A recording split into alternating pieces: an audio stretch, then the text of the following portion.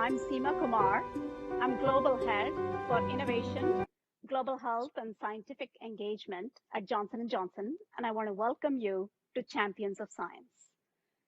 During today's live show, we're going to celebrate the role that science plays in making our world a better place and honor those who are using innovation to improve lives.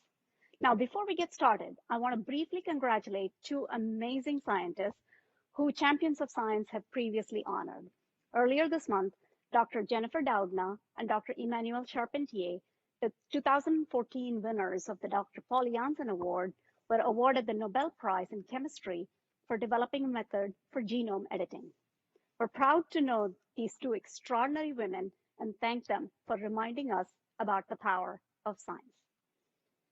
This past weekend, individuals and organizations from 150 countries came together to observe World Mental Health Day. Today, we're going to celebrate those working to advance mental health solutions and recognize the recipient of the 2020 Dr. Guislain Breaking the Chains of Stigma Award, an inspiring individual who has devoted himself to demystifying mental illness and providing services to those most in need. I'm here again at the powerhouse, Johnson & Johnson's Historical Museum. Given the continued need for social distancing, today's Champions of Science guests will be joining remotely from all over the world. And please submit any questions or share your thoughts about mental health care in the comments section. We'll try to address some of them at the end of the show. COVID-19 continues to change life as we know it. The disease has taken more than 1 million lives, and many fear that a second wave could force further restrictions on schools and businesses.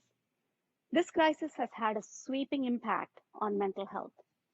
From fear, anxiety, and stress about a new disease to depression and isolation from social distancing, coping with this new normal has been a big challenge for all of us.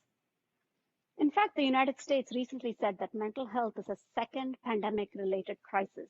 And that's why today, more than ever, it's important that we champion the efforts of some of the most amazing individuals and organizations from around the world who are working to end stigma and give hope to those living with mental illness. As part of our ongoing commitment to advance care for patients with mental illness, we partnered with the museum Dr. Giesland to create the Dr. Giesland Award. It honors those that are furthering the legacy of Dr. Joseph Giesland, the first Belgian psychiatrist and pioneer in the treatment of people with mental illness. Throughout his career, Dr. Giesland paid special attention to the social integration of his patients. The award that now bears his name specifically rewards people and initiatives that approach those suffering from a mental illness as cultural, creative, and social beings. I'm pleased to share that this year we received nearly 50 nominations for the Giesland Award from 18 different countries. The 13 shortlisted nominees, who range from art galleries, theater directors, and journalists to health clinics, scientists, and not-for-profit organizations, all share a passion and dedication to improve mental health care and reduce stigma around the world.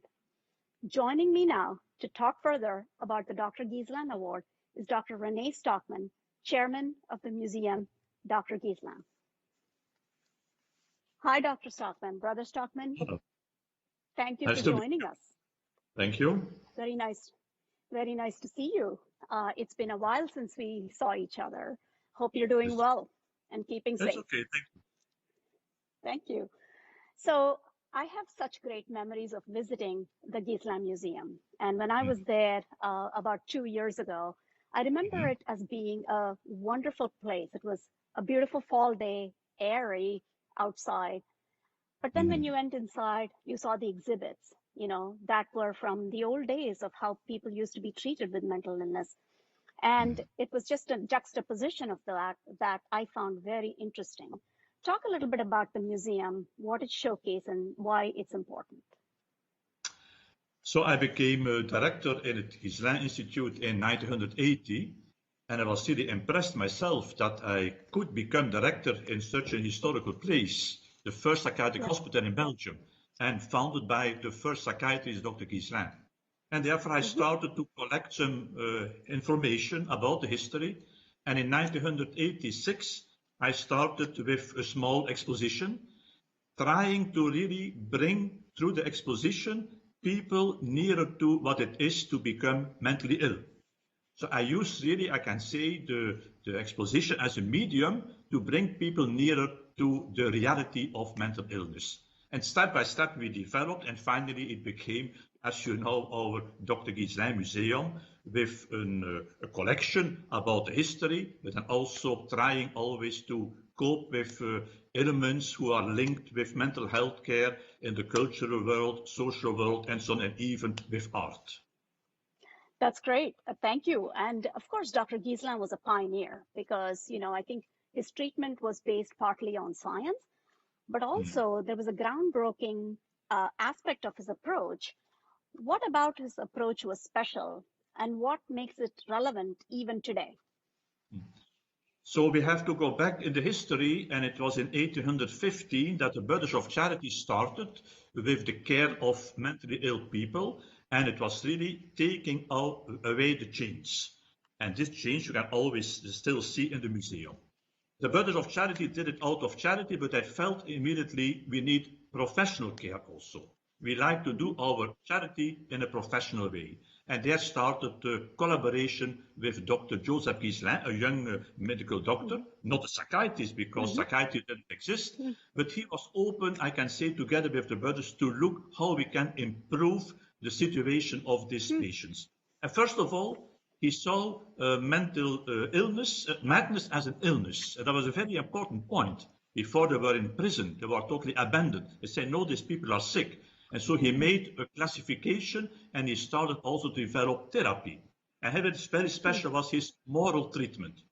And the moral treatment are three elements always present. He said, we must bring the patient in a good environment. And his dream was to create a hospital. And he was a son of an architect. And so with his knowledge, he made, I can say, an ideal plan that he could realize himself during his lifetime, and that became the actual Dr. Guislain Hospital. Secondly, the important, the central part, the central place, we can say, caregiver. The medical doctor and the brothers and the nurse and so on are models. And the patients have to, I can say, see these models for their own life. And the third element of the moral treatment was the importance of activities. He saw really the importance of labor and the healing craft, we can say, of activities. And then for him was a very important principle in his treatment, no violence, no change anymore. So that is, I can say, the summary of the renewal he brought, or something totally new in the field of mental health care. And he can really be seen as the father of mental health care in Belgium. Well, that's just extraordinary to think about that this all happened such a long time ago and it's still relevant. Now, stigma, we are talking today about stigma and breaking the chains of stigma. Why is stigma still so pervasive, and why is it important to break those chains of stigma? When I look around the world, and we have the possibility to do it because we are present as Brothers of Charity in 30 countries worldwide, also in Africa and Asia, there we see that the stigma is still very, very high in the field of mental health care. And I think it is all about fear, and also I can say shame.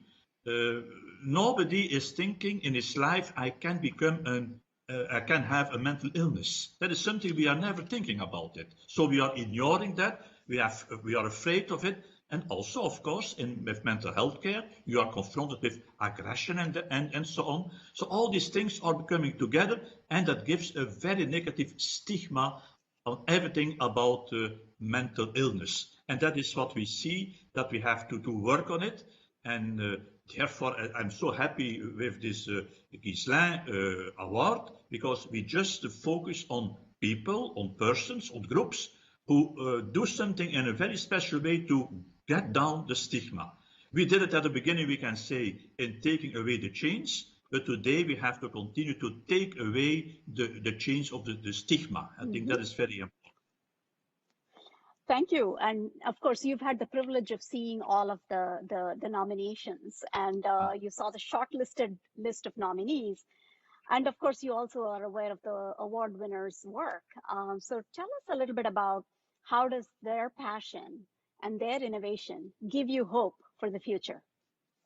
Every time that we receive the nominees, we can say, and I also come to the final choice, I'm always impressed about these people. Several of them I met personally, of course, at the moment of the award, but also had the occasion to go on their place to visit them and to see what they are doing in reality.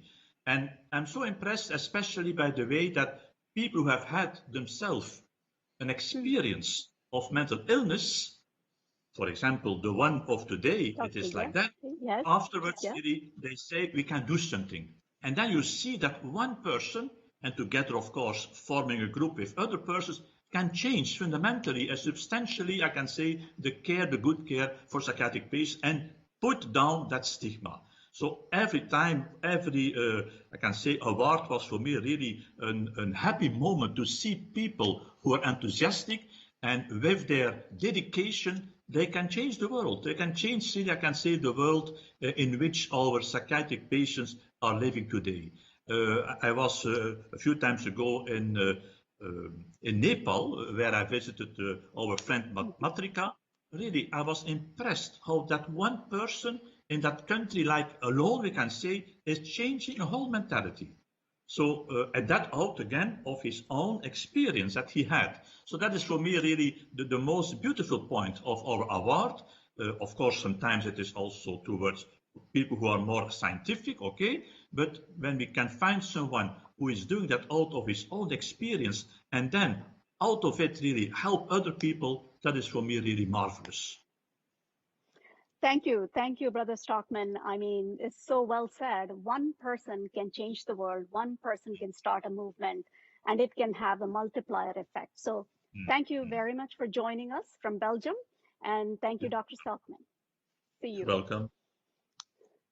So, Dr. Stockman, as he said, it's important work, and it's an honor to be able to collaborate with the Museum Dr. Giesland to present this award. And now for this year's award recipient. For more than 30 years, Gregoire Ahangbanon has devoted himself to demystifying mental illness and organizing contemporary psychiatric services for people in need across West Africa, a region where mental health has historically been misunderstood. After battling and recovering from his own depression, Gregoire was inspired to help others in West Africa along their mental health journeys. Applying many of the same humane principles Dr. Giesland pioneered in Belgium nearly 2 centuries ago, Gregoire created the Saint-Camille Association to offer individuals in West Africa basic and psychiatric care. What began in 1991 as a single-room operation in Ivory Coast has today grown to nearly 50 centers across Ivory Coast, Benin, and Togo. The coupling of a small number of inpatient psychiatric care centers with mobile outpatient clinics has become a prototype for psychiatric services in developing countries. It is estimated that 100,000 people have benefited from their services and have been able to return to their families and communities with dignity and with confidence. With our partners at Janssen and the Museum Dr. Giesland, I'm honored to name Gregoire Ahangbanon the recipient of the 2020 Dr. Giesland Breaking the Chains of Stigma Award for his extraordinary efforts to change the way mental health and mental illness is understood and treated. Gregoire couldn't be with us live today, but here's what he had to say about receiving this very prestigious award.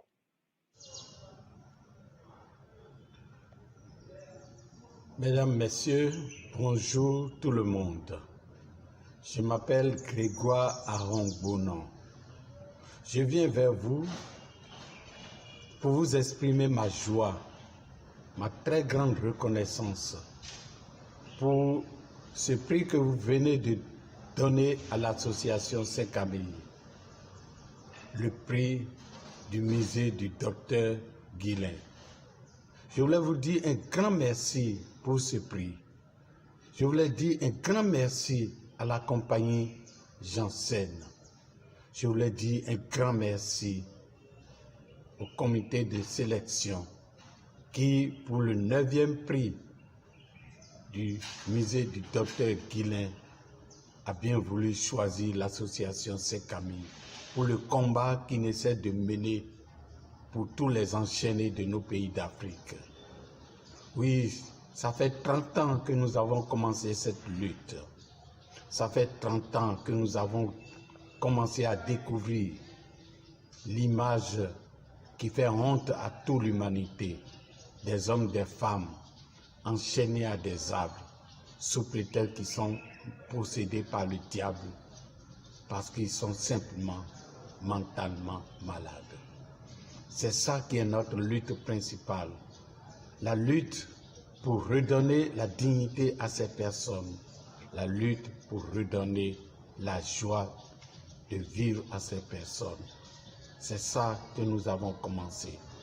Et aujourd'hui, cette reconnaissance ne fait que nous redonner la joie de pouvoir continuer ce combat. Parce que je sais aussi que c'est votre combat, le combat de briser ces chaînes. Ici, ce sont des chaînes visibles que nous essayons de couper, en même temps des chaînes qui ne sont pas visibles. Aujourd'hui, je peux dire que ces malades sont heureux. Heureux pour ce prix que vous venez de leur offrir. Merci à vous tous et que Dieu vous bénisse.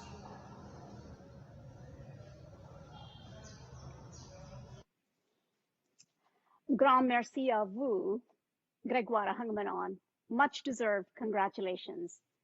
A reminder to those of you who just joined us that we're taking your questions and thoughts in the comments and will answer some of them at the end of the show.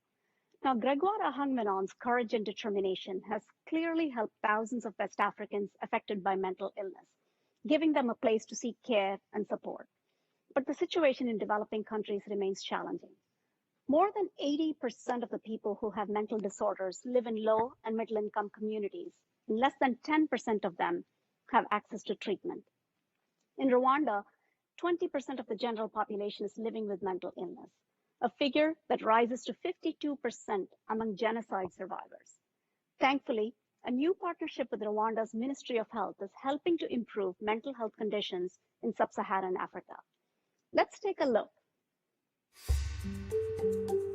Ingaruka bigira ikibazo agira mu mutwe hari igihe nk'uko aba afite nk'ikiraka nk'uko agahita arwa gusabura iyo agiye kurwara amara nk'iminsi nk'itatu atangira kubura ibitotsi ntasinzire akarara adasinziriye ubwo amaze nk'iminsi nk'itatu nibwo ahita afatwa akagenda nkabirwa aho yagiye. Mental health is a very unrecognized and undertreated challenge in the world. If you go to many countries, the number of mental health care workers for the population is very, very low. There has never been real investment in education of enough people to take care of mental health. So it's an integrated approach which needs to happen. More training for healthcare workers, more physicians, psychiatrists, neurologists, but also new medicines. In Rwanda, what you are doing is a proof of concept, especially introducing some of the new innovative medicines and technologies. We have been able to train over 60,000 community health workers, where community health workers can identify patients in the community and refer them for services, and ensure we can make essential medicine and innovative medicine available to the population who needs them. Long-acting injectables have really been a transformational innovation for people living with psychotic symptoms. People who need to take these pills every day of their life for the rest of their life, it's a real challenge. And their disease doesn't help. Our patients, the ones suffering from schizophrenia, used to take their pill on a daily basis. But now with Johnson & Johnson, we have an injection for every 3 months. Kubera ko ibinini hari yageragaho simenye ko yabiretse ntabinywe yareka kubinywa bikamugiraho ingaruka kongera akarwara. Urushinge ruramufasha kubera ko ntago iyo igihe kigeze arandi ko bamuhaye aragenda bakarumutera. There is no health without mental health. Let's give mental health the same attention as we give to physical health. What I really hope is that stigma in mental health can disappear. That we can bring mental health to the forefront of just being a normal disease like a common cold, that people don't have to be afraid to come forward. So I hope that with promoting breaking the stigma, we can achieve that more people can get the best care they need for the best life they want to live.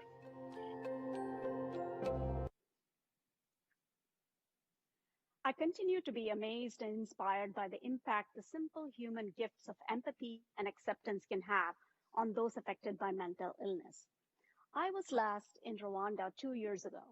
I saw the devastation and the impact of genocide up close. I'm so proud that Johnson & Johnson has decided to move quickly to initiate this new partnership with the health ministry, and even prouder to see the impact it's having on Rwanda's overall mental health challenges. We're pleased now to be joined by three very special guests to further explore the ways culture can influence perceptions of mental illness.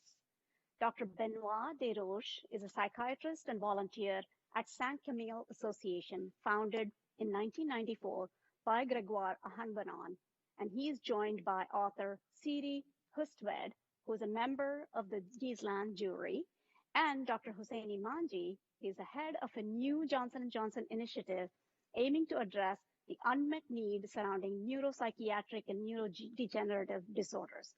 Welcome to all of you. Thank you for joining us virtually. It's nice to see all of you. Pleasure being here, Sheila. Thank you very much. Great. Well, my first question goes to you, Benoit. So you've worked very closely with Grégoire and with the Saint Camille Association. I want you to talk a little bit about the work, but also about the culture of mental health in Africa. What's working and what's still needed? So I started to get involved by chance, actually, in 2010. I was supposed to go to court and it got canceled. And so I just happened to listen to the radio, which I wasn't doing basically usually at that time.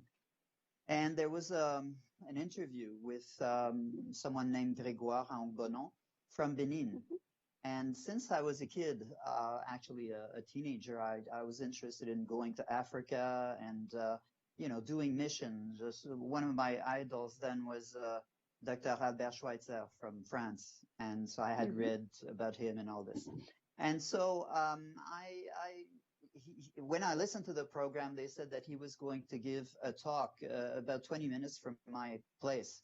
So I went there, I listened to him, and we got presented. And from then on, it started. I went once a year, about a month, since the last 10 years. And but my first reflex was to observe first. I, didn't know much about Africa. I never had been there. And so I thought, well, I started to read on the Saint Camille Association. It started as a small charitable association in the 80s, in 1983, but it got, and so they were helping abandoned patients in hospitals, lepers, prisoners. And the last of the last, the forgotten of the forgotten, were the mentally ill patients. The problem with the culture is, I think overall on the planet, a lot of, we all know there's a lot of stigma. It just has a different twist to it on different aspects of the globe. But usually there's a lot of fear. And in Africa, it takes the color of, they think that people have been cast spells on and that they have not done the rituals to the ancestors and to the spirits. And basically, people are afraid that, if they get in contact with not only schizophrenic, we're talking about psychiatric illnesses, so mental illnesses here, we're talking about schizophrenia, bipolar disorder, but we're also talking about epilepsy, which here in our countries we treat under neurology, but then there in Africa there's not enough neurologists, so mental health professionals get to treat epilepsy. Yeah, and it's interesting because that kind of culture and sort of superstitions, if you will, which are centuries old, have we made progress in addressing that and creating awareness that these are actually mental health disorders that can be treated? Well, we have to understand how the Saint-Camille Association works. Basically, in 25 years, from 1994, it started to deal with mentally ill patients around 1994. And up to now, in the last 25 years, Grégoire, who is not a medical doctor, he was a mechanic actually, and he underwent a depression, and he went back to his Catholic faith and wanted to live the scriptures by the book, if we may say.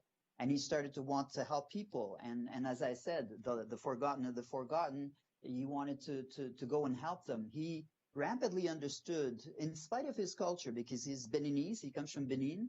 And Benin is one of the countries where witchery and those superstitions are most upheld. And so he understood rapidly, though, when he started working in Ivory Coast, because that's when the Saint-Camille started. He understood that those were illnesses, were medical problems, and he associated with some psychiatrists then and started to learn how to treat these people.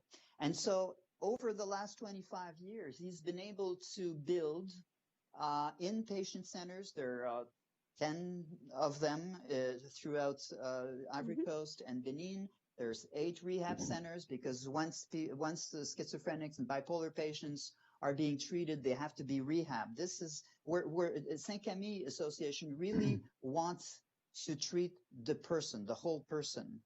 And basically, we have ambulatory hospitals in both countries, because mentally ill patients, they're not being treated in regular hospitals, because even medical doctors are afraid that they may get the spell from the patients, if you understand. So, and there are also dispensaries across the countries, 50 of them. So Saint-Camille has spread this system, which really goes by what the WHO, the World Health Association organization, has recommended. So they're throughout Ivory Coast, Benin, and Togo, and 100,000 people have been helped.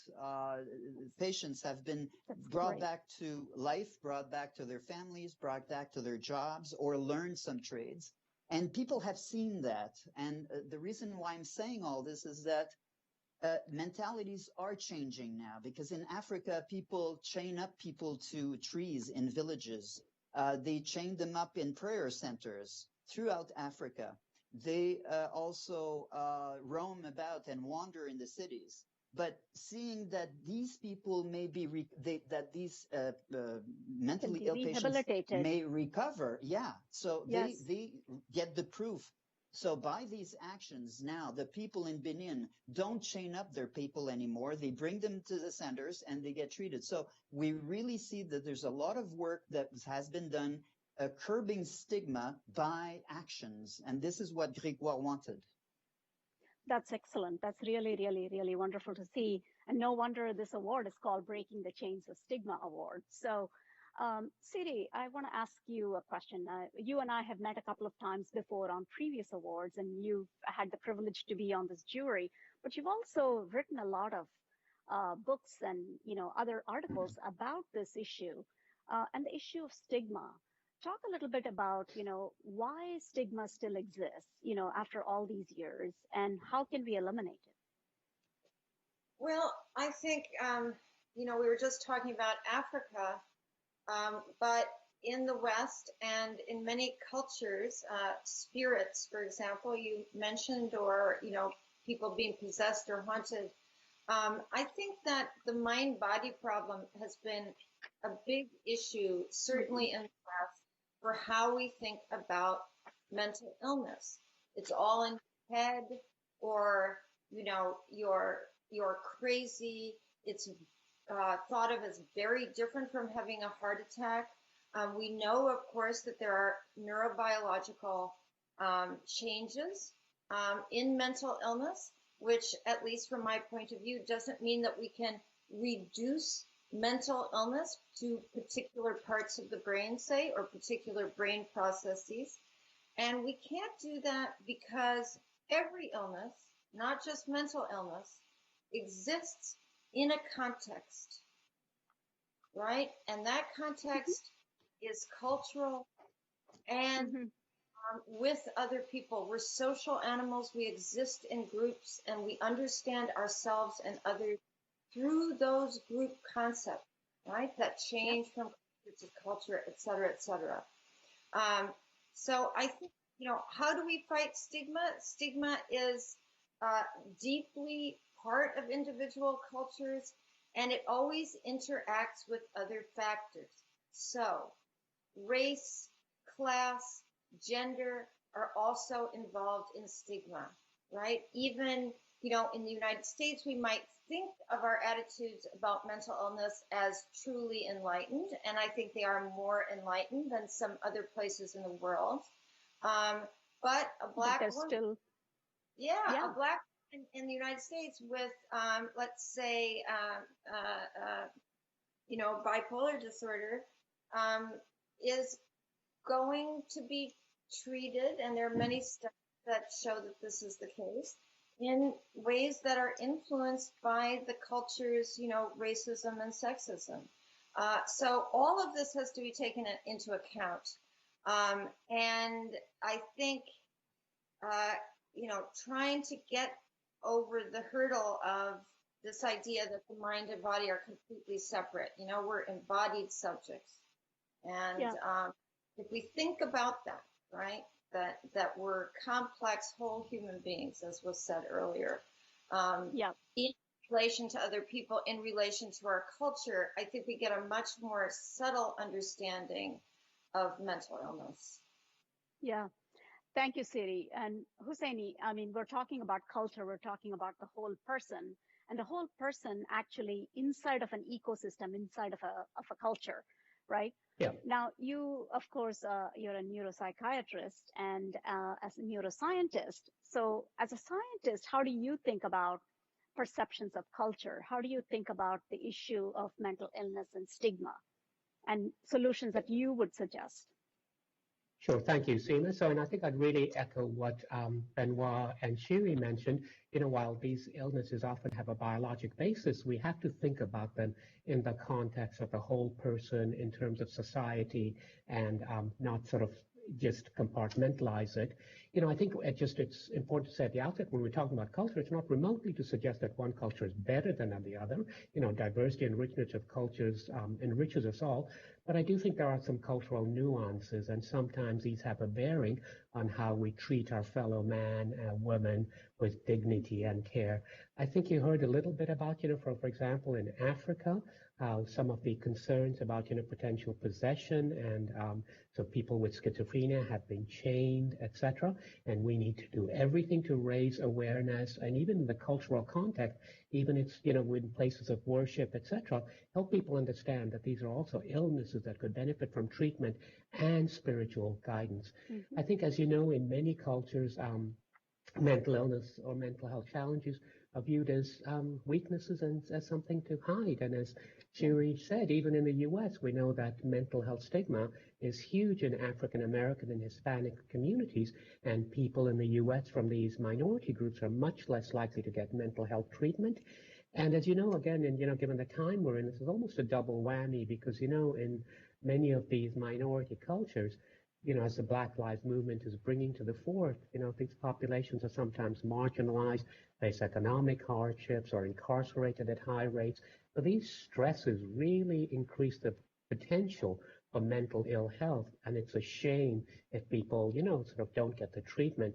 It's one of the reasons why I was at the NIH, I actually worked very closely with African American and Hispanic communities within their places of worship and other places to help raise awareness, reduce stigma. We also launched an initiative called Real Men, Real Depression to really show there's nothing about, weakness. And I think the last example I might give is in mainly Asian cultures, there's almost, they almost value, sort of conformity to norms, and family recognition is, through achievement. So when someone has a mental illness, it's almost viewed as a source of shame for the family. And I think this is very unfortunate as well, because these are cultures that often have high rates of depression. For example, there's tremendous social pressure to conform to what some people will call the model minority stereotype, and especially for women to be successful at home and at work. I think just to mention the last thing, I do think it's important why I think it's so important to use science to help also tackle stigma. I think as Shiri mentioned, we do need to educate people about the understanding about the biologic basis of mental illness. That's not to say that we're going to be very reductionistic. We're going to put it in the context of the whole person in society. But we need to increase awareness, educate people. And I truly believe like HIV, AIDS, or cancer, when they made scientific progress, it helped in stigma too. So the hope is that, and I'm really hopeful that, because we're developing transformational treatments, because the younger generation is so much more open about mental health and very, very active on social media to communicate their thoughts, and because of the tremendous work of people like Gregoire, I think there's reasons to be optimistic that we've got a long way to go, but we're seeing some progress, and if we work together, we can make a real difference. Yeah, So let's end on that note. Yeah. No, go ahead, please. Sorry, we're talking over each other. Go ahead. No, please go ahead. Finish your thought. I just want to say, in light of how external circumstances affect people, including in mental illness, there have been some recent studies about gene expression and its relation to racism, for example. And how it plays a role in chronic inflammation. So there's a direct connection that people can be educated about. That these are real effects, they're biological effects, but they are triggered epigenetically by what's happening to the person in the culture as a whole. No, absolutely. That's so very well stated. Sorry, Seema, I know we're running out of time, but I'll just amplify what Shiri said. It's so real. I think we know there are sort of social determinants of health as well, but I think what we've learned is that these social factors, they actually have what we call epigenetic effects, so they turn certain genes on or off. So we, as Shiri suggested, you can actually demonstrate that some of these stress genes are often markedly turned on because of the environmental effects. And that results in, deleterious long-term physical and mental health consequences.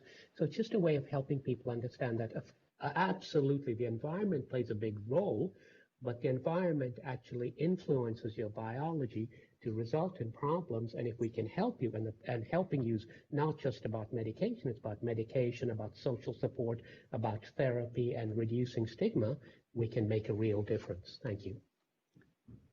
Well, thank you all very much for joining us. We wanted to make sure that we have heard your perspective, and we're happy to have you here. Thank you so much for joining. Thank you. For having us. That's good.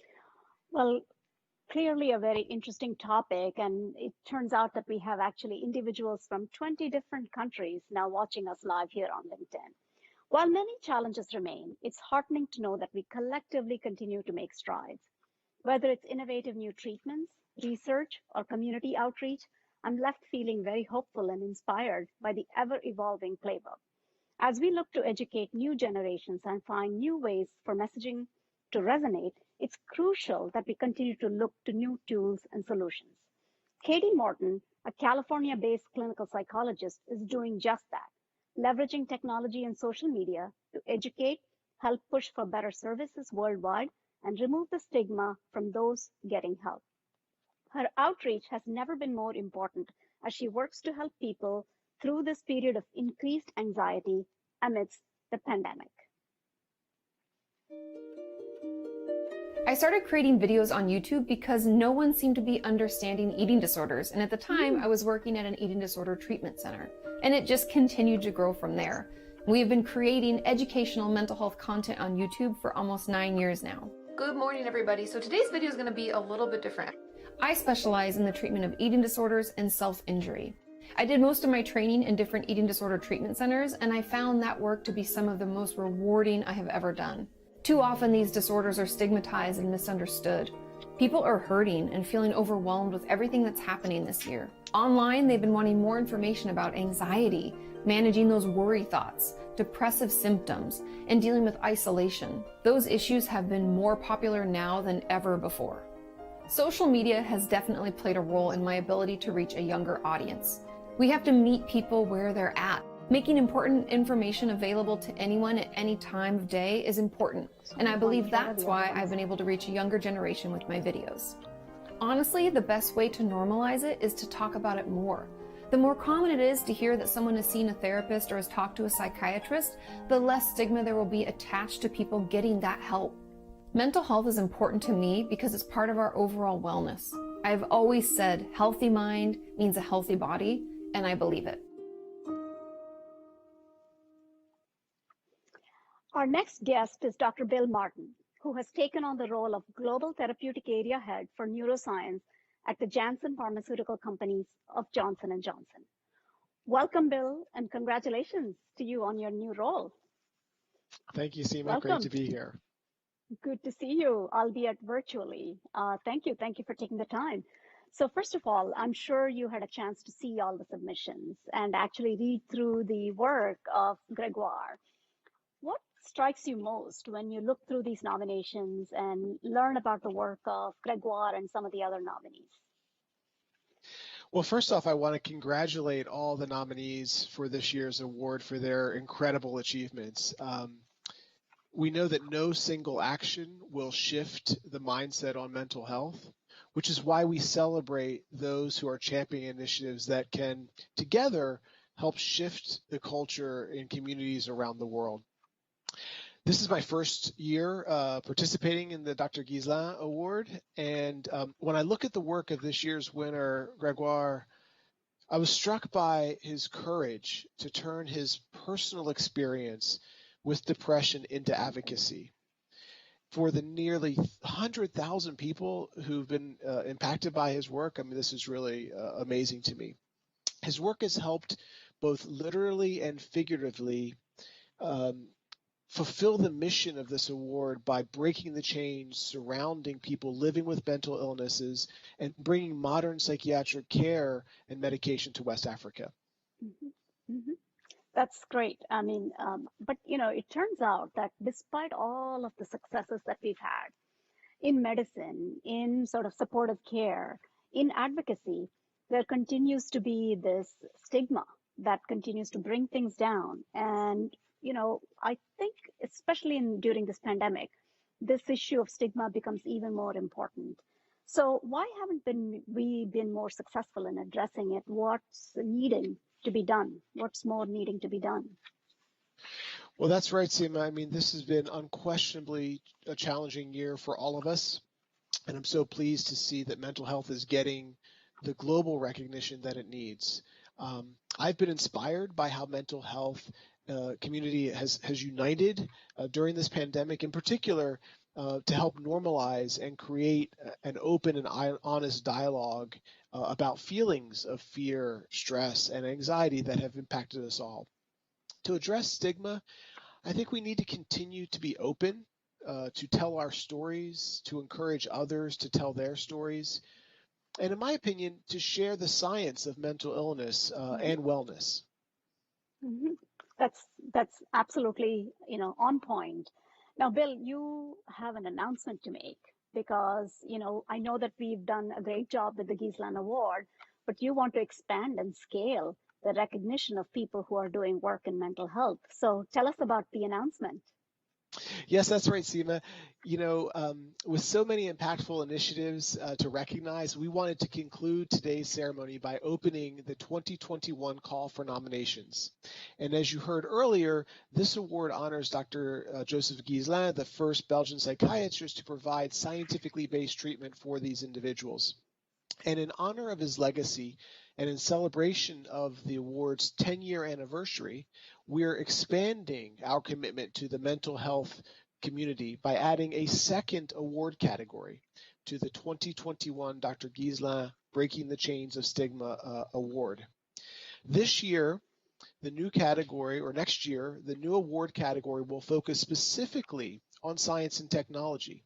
If you know an individual, organization, or project that is using science and technology to improve mental health, I encourage you to nominate them for next year's award. The winner of this category will also receive $50,000 to help further their work, and more information will be available on the awards website after today's event. As I mentioned, we see advances in and awareness of science and technology as key components to breaking the stigma of mental illness. We also see this new award category as a powerful way to continue to bring forward Dr. Giesland's legacy into our current century.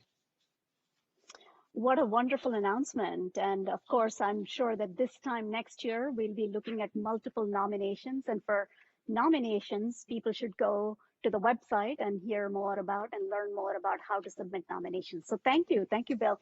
So I know throughout the time we've been getting Q&As from social, and I wanted to just, I think we have time for one quick question. Adam from LinkedIn is asking, something we are hearing a lot, and this is, do you have any advice for others who might want to get involved in helping promote mental health and well-being? What can an individual do to drive advocacy about this issue? Any advice from you? Well, I think this is a really great question and a great way to think about it in the context of today's award, with Gregoire taking his own experience and translating that into advocacy. I think that everyone wants to know that they're part of something. And so when one takes one's own experience and seeks to identify ways to tell their story, tell another person's story, reach out, connect, this is actually, I think, the foundations of what one can do in terms of advocating for all of those, some of whom cannot advocate for themselves. That's great. Well, thank you so much. Thank you again for joining us, and a very exciting announcement. Thanks, Bill. See you soon. Thank you. Bye-bye. Thank you. So thank you for joining today in Champions of Science and recognizing those amongst us who are tirelessly working every day to improve the human condition. There's no better time than the present to put more of our focus on our society's mental health and remove the stigma that is so prevalent in our culture. With a trust in science and a respect for each other, I believe we can. Thank you to all of our guests today, and congratulations again to this year's award winner, Gregoire Ahengbanon, who won the 2020 Dr. Giesland Award. And thanks to all of you for watching. Let's continue to learn, continue to question, continue to champion science. Stay well, be healthy.